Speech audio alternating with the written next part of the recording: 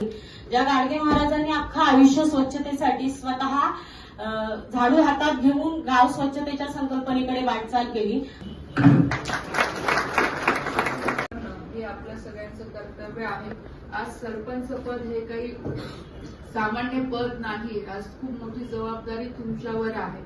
एक वेळा मी म्हणेल की आमदार खासदारांना तरी एवढी जबाबदारी नाहीये, तेवढी तुमच्यावर जबाबदारी आहे। खूप मोलाचं तुमच्याकडे पद आहे। जर आज एखाद्या ग्रामपंचायतीने जर ठरवलं की आम्हाला ठराव आमदारांना खासदारांना नाही द्यायचं, त्याशिवाय आम्ही त्या गावात येऊ पण नाही शकत, अशी एवढी ताकद तुमच्याकडे आहे। त्या ताकदीचा फक्त एक पॉलिटिकली वापर न होता तुम्हाला ठीक आहे एक इलेक्शन असतं त्यावेळेस सगळं वातावरण असतं, फोकस करणं हे अत्यंत महत्वाचं आहे। नाही तर बऱ्याच वेळा असं होतं की आपण सरपंच बनून जातो, खास करून महिलांच्या बाबतीत मी सांगते, कारण की मी पण सरपंच झाले